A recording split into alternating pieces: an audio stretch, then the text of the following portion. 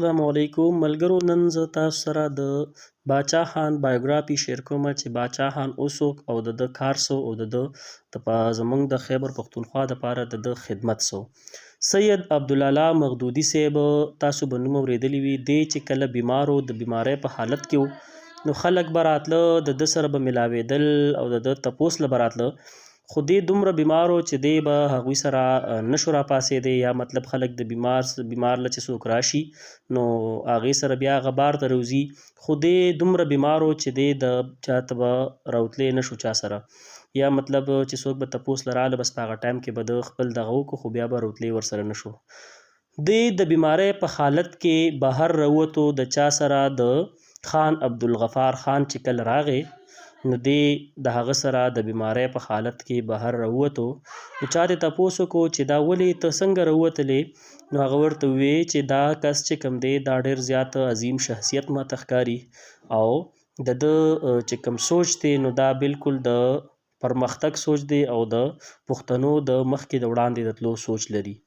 باچا خان په 1890 کې په اوتمانزو کې پیدا شو او د برطانیې حکومتو په هغه ټایم کې چې دی کله پیدا شو نو د ده چې کوم سوچ نو د برطانیې نه د پښتنو آزادول، د پښتنو پرمختګ کول دا د یو غټ سوچ و. د داسې کار وکړو چې د یو تنظیم جوړ کړ. هغه تنظیم نوم چونکې دا سیاسي تنظیم نه و په هغه ټایم کې نو د هغې نوم د جوړ کړ خدایي خدمتګار په نوم باندې د یو تنظیم جوړ کړ.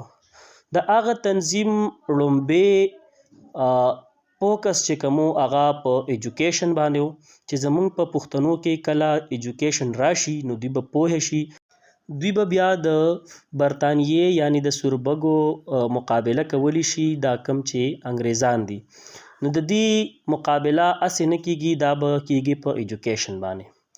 کله چې د ایجوکیشن مهم شروع کو او لومبې د ده چې کوم مین د ده خدمت نو هغه د ایجوکیشن پرمختګ باره کې و چې ایجوکیشن کلی کلی او کوڅې کوڅې ته ورسوي.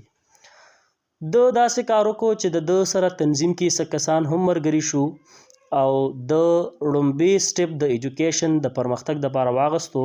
دی ډور ټو ډور کمپین وکړو او دی وګرځېدو کلي په کلي، کوڅه په کوڅه دی وګرځېدو او د ایجوکیشن اهمیت خلکو ته وړاندې کو چې یاره تعلیم څومره ضروري دی. د تعلیم په وجه سره به موږ د دې برطانیې والا د دې انګریزانو مقابله کوو. نو د داسې کار وکړو چې دی دومره محنتي سړی و چې د اکثر به د روټۍ هم د ده سره څه دغه نه و نو ده به ځان سره چڼې ګرځولې په جیب کې او ده به هغه خوړې او ده به خپل پریچنګ کو، خپل تعلیم به یې نورو ته رسو او خلک به یې آګاه کول. چې کله انګریزانو ته پته ولګېده چې یاره دا سړی ډېر د کار سړی دی او دی به موږ له نقصان راکوي، د ده چې کوم سوچ دی نو دا ډېر زیات د مخکې تلو سوچ دی او دی څه کول غواړي او زمونږ نه دا ملک دی جدا کولو کوشش کوي، د خلکو کې دی اویرنس پیدا کوي. نو برطانیې داسې کار وکړو چې د پسې ولګېدل چې یاره دا خو یا ختمول غواړي یا د ده دا سوچ بدلول غواړي. خو په هغه ټایم کې د ده سره تقریبا 100,000 کسانو په دې تنظیم کې د ده سره ملګري وو، چونکې دا د هغوی دپاره ډېر غټ دغه خبره وه چې یاره 100,000 کسانو تنظیم دی خرابول، د دې ذهن بدلول دا ډېره زیاته ګرانه خبره وه. نو باچا خان داسې دا خپل چې کوم تنظیم و د 100,000 کسانو پکې دا هغه دومره ګایډ کړل چې تاسو به اوس به مونږ داسې کار کوو چې د دوی خلاف به مونږ ایکشن اخلو خو عدم تشدد یعنی سوک سپیړې به نه کوو، داسې تحریک به داسې ریزسټنس به کوو چې په هغې کې سوک سپیړه نه وي. نو د دې سره چې کله دا خبرې دغه ته پته ولګېده، انګریزانو ته پته ولګېده نو هغه نور هم حیران شو. هغوی چې یاره دا خو د سړی خو په داسې سوچ لګیا دی چې دا خو جګړه دا خو داسې ظلم نه کوي، نو مطلب دا دی چې دا سړی به ډېر مخکې ځي. نو دوی داسې سوچ وکړو چې اوس د ده سره بل پلان کوو. پلانونه خو د انګریزانو کار دی او هغوی خو ډېر تیز دی په دې شیزونو کې. نو هغه داسې کار وکړو چې دا سوچ یې وکړو چې یاره په دې باچا خان باندې داسې یو فتوه لګو، داسې فتوه پې لګو چې دا د خلکو ته سپک شي او د ده چې کوم دا سوچ دی چې دا بیا خلک نه مني چې یاره دی چې موږ ته کوم دا سبق راکوي، کوم د تعلیم باره کې خبره کوي، نو دا هم په دې کې هم څه شګه شته دی. نو دوی داسې کار وکړو چې د ده خلاف دا خبره پروپیګنډه شروع کړه چې دا غدار دی، مختلف فتوې پې لګول شروع کړل او د خلکو مخکې چې کوم دی ډېر زیاته د سپکولو کوشش شروع کړو. خو خلکو دا خبره هم زیات خلک کوي چې د ګاندي نه چې کوم دی ډېر زیات انسپایر و. د چا نه انسپایر و؟ د ګاندي نه دی ډېر زیات انسپایر و. د ته به یې فرنټیر ګاندي وي. څه به ورته ویلی؟ فرنټیر ګاندي به ورته ویلی. په هغه وخت کې د دې صوبې نوم چې کوم دی دا خیبر پښتونخوا نه وه. په هغه وخت کې د دې نومو نارت ویسټ فرنټیر پراوینس، نارت ویسټ فرنټیر پراوینس چې کوم دی نو د دې نومو د دې صوبې په هغه ټایم کې ګاندي چې کوم دی نو دته به یې فرنټیر ګاندي بیا د دغې وجې ویلی. نو ګاندي کوم چې د انډیا د کانګرس تحریک چلو، د ازادۍ تحریک چلو، د انګریزانو نه یې خپله انډیا ازادوله، نو د هغې د پاونډرو ګاندي نوم چې کوم دی دا مهاتما ګاندي و او د کوشش دا و چې زه خپله انډیا د انګریزانو د ګریپ نه خلاصه کړمه چې د دوی غلامي نه کوي. نو د دغې نه ډېر زیات انسپایر و دا باچا خان. نو هغوی دته زیاتو خلکو وی چې دا د ده نوم چې کوم دی دا فرنټیر ګاندي دی. د پورا تاریخ اورېدو نه مخکې که تاسو دا چینل نه یې سبسکرایب کړی نو دا در سره سبسکرایب کې او شیر یې کې چې یاره دا انفارمیشن دا معلومات دا نورو خلکو ته هم ورسي. نو په اصل کې د برطانیې والا چې کوم دی دا ډېر سرمایه کار خلک وو او د دوی چې کوم سرمایه کار والا سیسټم و نو د دې باچا خان ډېر زیات خلاف و او دغسې د دې سرمایه کاره سیسټم داسې مطلب و چې په دې کې به سرمایه کار مالدار وو چې هغوی به سرمایه کاري کوله او دا نور به پکې ډېر زیات غریبانان وو کوم چې به عام خلک وو. نو ګاندي هم دا نه غوښتل چې یاره دا څنګه چل دی چې سرمایه کار به پکې مالداري او دا غریب خلک چې کوم دی عوام چې کوم دی دا به پکې غریبانان پاتې.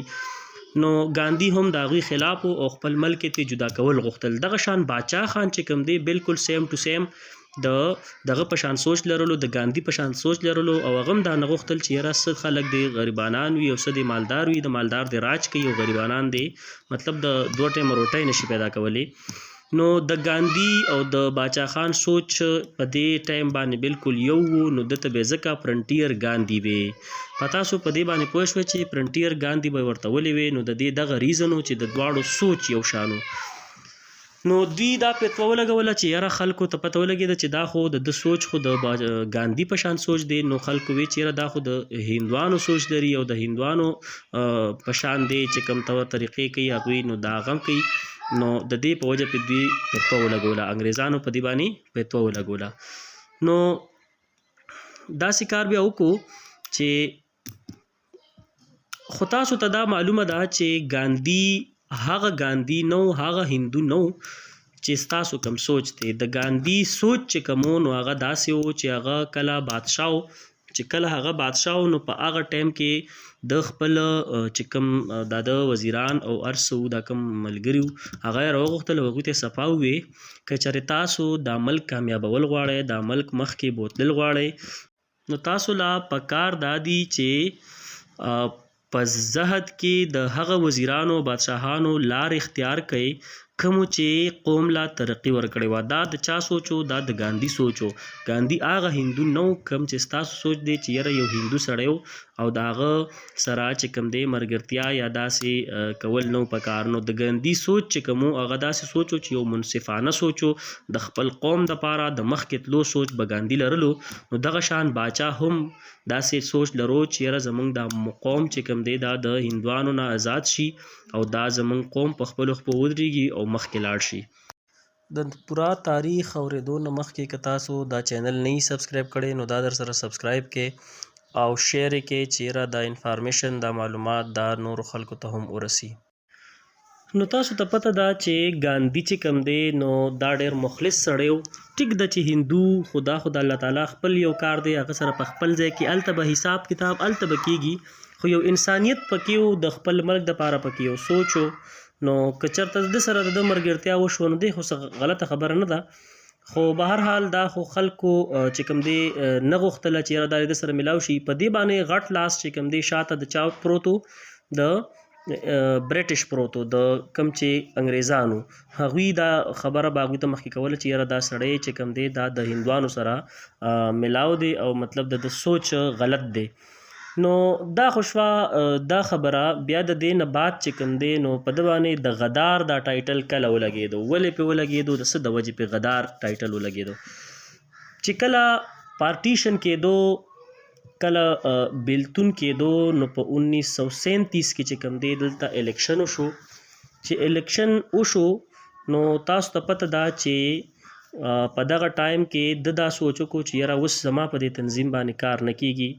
تنظیم چونکې دا کم دی او په دې باندې زما هیڅ مقابله د دوی سره نه کېږي. نو د دا سوچ وکړو چې په دې کې د پولیټیکل انوالومنټ راوستو، صحیح راوستل، پولیټیکل انوالومنټ راوستو او خپل تنظیمي چې کوم دی د انډین نیشنل کانګرس سره ملاو کو. د چا سره ملاو کو؟ باچا خان خپل تنظیم چې کوم 1,00,000 کسانو پکې هغه د انډین نیشنل کانګرس سره ملاو کو او چې دای سوچو چې یاره مونږ اوس الیکشن کوو. نو چې کله الیکشن وشو نو په الیکشن کې باچا خان پارټۍ الیکشن وګټو کوم ځای کې چې کوم زمونږ دا NWFP چې کوم دا زمونږ چې کوم صوبه ده په دې کې الیکشن وګټو. خو دا حکومت ډېر کامیاب نشو. دا 2 کاله وچلېدو او د 2 کال نه بعد چې کوم دی په 1939 کې یو خامار راغی را پیدا شو او هغه وی چې دا څنګه چل دی او دا ټول وسایل دا ټول هر څه چې کوم دی دا به د انګریزانو په لاس کې. نو جنگ جوړ شو. چې جنگ جوړ شو نو په دې کې به پارټیشن کېدو. چې پارټیشن کېدو نو په پارټیشن کې داسې کار بیا وشو.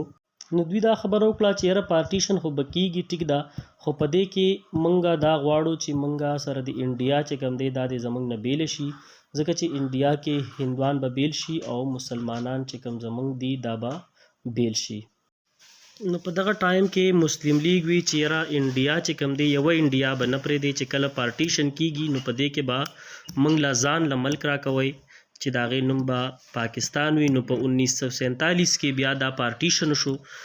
نو د دې پارټیشن دا خلاف و چې په مثال په طور د دې پارټیشن خلاف په دې وجه و چې د پاکستان د وجود خلاف و چې یاره پاکستان د بیل شي، خو د دې به څه داسې بیا لایحه عمل وي وروسته. په دې کې خو داسې ډېر کسان چې کوم دی د پاکستان خلاف وو، په هغې کې علما هم د پاکستان د جوړېدو خلاف وو، داسې مغدودي صاحب هم د پاکستان جوړېدو خلاف وو. خو هغې کې ریزن دا و چې دا خو لا کلیر نه وه چې دا به اسلامي ملک وي، دې کې به اسلام نظام نافظ کېږي. په دغې وجه علما د دې په هغه ټایم کې خلاف وو. خو چې کله بیا پته ولګېده چې یاره په دې کې به داسې اسلامی نظام رایج کیږي، په دې کې بعد د علماو قدر وي، په دې کې به چې کوم دی ټول مسلمانان وي. نو بیا مغدودي صاحب هم د دې باندې بیا ډېر زیات خوشحاله و او غوښتل یې چې یاره دا د مخکې لاړ شي، پاکستان د ترقي وکړي. نو چې کله دا پته ولګېده چې یاره دا یو اسلامي ملک دی، په دې کې چې موږ څه د اسلام نظام رایج کول غواړو نو هغه به رایج کېږي. نو بیا باچا خان هم د هغوی سره په هغه خبره کې بیا شامل او د بیا هم غوښتل چې یاره پاکستان د بالکل یو ځان له ملک جوړ شي.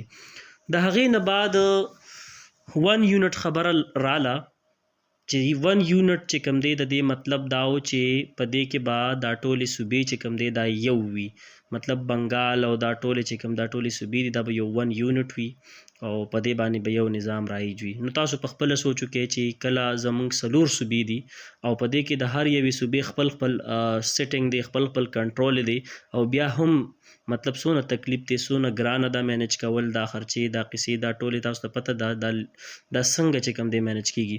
نو کله چې په 1965 کې الیکشن وشو نو باچا خان د قائد اعظم خور سره یعنی کې د فاطمه جناح سره ولاړو او په هغه ټایم کې چې کوم دی د دا سوچو چې یاره زه په دې ټایم کې د فاطمه جناح سره ودرېدل د ده په سوچ کې دا خبره وه چې یاره زه به د دې خپلې صوبې دپاره د دې خپلې پښتونخوا دپاره داسې څه کوشش وکړمه چې یاره زمونږ دا صوبه په دې ټولو صوبو کې ښه شي. نو د باچا خان چې کوم سوچ و او ډېر بهترین سوچ و، خو دا چې غلطي چې کوم دی دا د هر چا نه کېږي. د امام مالک صاحب قول دی چې د پیغمبر صلی الله علیه وسلم قبر مبارک ته یې اشاره وکړه چې د دې خستې نه علاوه هر چا سره چې کوم دی اختلاف وي، اختلاف په خپل ځای، خو کم چې د باچا خان کوششونه وو، کم چې د باچا خان سوچ وو، کم چې د باچا خان خیال وو، نو هغه د مسلمانانو دپاره د پښتنو دپاره ډېر یو اعلی سوچ وو. لکه بیا بعض بات کې د پورا تاریخ اورېدو نه مخکې که تاسو دا چینل نه یې سبسکرایب کړی نو دا در سره سبسکرایب کې او شیر یې کې چې یاره دا انفارمیشن دا معلومات دا نورو خلکو ته هم ورسي. دا صرف چې کوم دی د باچا خان دا سوچ او چې یاره سرمایه کارانه سیستم خلاف و چې یاره په دې کې دکانداران به ښیي چې کم سرمایه کار خلک دی هغه به ښیي او غریبانان چې کوم دی هغه به غریب وي. خو داسې کیدی نشي، دا صرف د کتابونو حد تک محدوده ده. باقی چې کم مالدار دي نو هغه هم اوس هم مالدار دي او سرمایه کارانه سیستم چې کوم دی دا اولو که اخرو خدا رایج شو، په پاکستان کې هم رایج دی، په هر ملک کې چې کوم دی سرمایه کارانه سیستم رایج دی. خو به هر حال دا د باچا خان سوچ و. باچا خان چې کوم دی د دې خپل ملک دپاره د دې خپلې صوبې دپاره ډېر زیات محنتونه کوششونه کړي دي. نو ما دا سوچ وکړو چې یاره زه د دې باچا خان په بایوګرافۍ باندې د ده په ټول ژوند باندې پورا رڼا واچومه چې یاره خلکو ته پته ولګي چې د باچا خان څه سوچ او باچا خان څه کول غوښتل او څه محنتونه یې د مسلمانانو دپاره کړي دي. نو په دې باندې ما غوښتل چې زه تاسو سره یو ویډیو جوړه کړمه او تاسو ته پورا ډیټیل درکړمه. اوس که تاسو دا ویډیو خوښه شوي وي او تاسو په دې کې څه سبق حاصل کړی وي نو دا ویډیو ځان سره نورم شیر کې، لایک کې او سبسکرایب کې چینل چې خلکو ته هم پته ولګي چې د باچا خان دا کومه بایوګرافي چې وه د باچا خان کوم لایف و چې دا څنګه تیر شوی او په کومو مشکلاتو کې باچا خان مخ و او د هغه د ټولې زندګۍ نه چونډ سو. نو که تاسو دا هر څه خوښ شوي وي، ویډیو خوښ شوي وي نو دا مخکې شیر کې او لایک کې او سبسکرایب کې او شیر کې. ډېره زیاته مهرباني. تھینک یو.